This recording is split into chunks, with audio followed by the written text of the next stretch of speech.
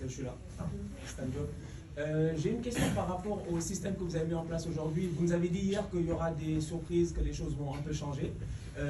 On a vu une défense qui était un tout petit peu hybride de temps en temps. Ils étaient trois, dépendamment de comment Patissis se comportait sur le terrain. Quand on avait le ballon, je trouve qu'on jouait très bien, on utilisait bien la largeur. Mais quand on n'a pas le ballon, parce qu'on a un système de jeu qui est bien basé sur la possession. Tant qu'on a le ballon, ça va. Mais quand on n'a pas le ballon, vous ne trouvez pas qu'il y a beaucoup de lacunes par rapport à certains joueurs, surtout en phase défensive? Ismaël Sarr, en phase défensive, plusieurs fois en première mi-temps, il était un tout petit peu perdu sur le terrain. Il y a eu certains de ses coéquipiers qui ont dû peut-être le recadrer un peu, vas-y, redescend, et puis tout ça. Est-ce que vous ne trouvez pas qu'il y a des limites par rapport à certains adversaires en Afrique? Vous l'avez dit, ça va vite. Donc, est-ce qu'il ne faut pas essayer de trouver des solutions pour éviter ou pallier à ce genre de situation? Oui, on peut voir la chose comme ça. Effectivement, sur les côtés, que ce soit Faye, que ce soit Ismaël Sarr, quand on évolue par exemple sur le côté gauche, il était important que Ismaël ne reste pas à l'extérieur. Je veux dire, il doit être un petit peu plus à l'intérieur, resserrer un petit peu plus à l'intérieur du jeu pour permettre l'équilibre au cas où on perdrait le ballon à l'opposé. C'est vrai qu'en première période, il a été un petit peu haut. Il a gardé la même position quand on était en train d'attaquer, alors que défensivement, il aurait dû venir et fermer un petit peu plus à l'intérieur. Mais je dirais que ce n'est pas que Ismaïla.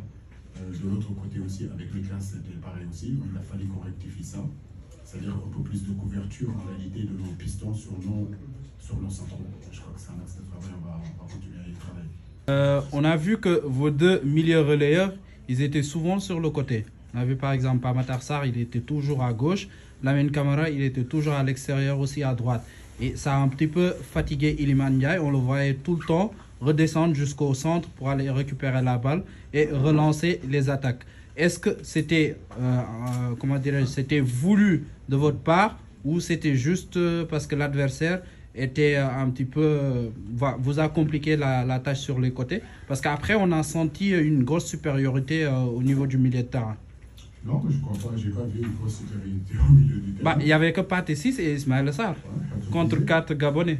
Quand on avait le ballon, il n'y a pas de souci. Le fait de demander aujourd'hui, c'était quelque chose qu'on a travaillé. Quand on partait de derrière, le soutien sur nos pistons, c'était nos défenseurs centraux. Quand on installait les jeux chez eux, nos pistons, en réalité, étaient soutenus par nos pivots, par nos relayeurs.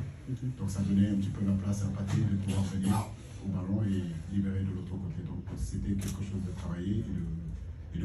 Ce match aurait pu finir par 5 buts à 1 ou 5 buts à 2. Donc je pense qu'effectivement, on a manqué énormément d'efficacité, notamment en deuxième période.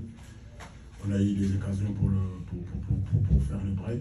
À la mi-temps, ça aurait pu être 3-0 au lieu de 2-0. Mais effectivement aussi, il faut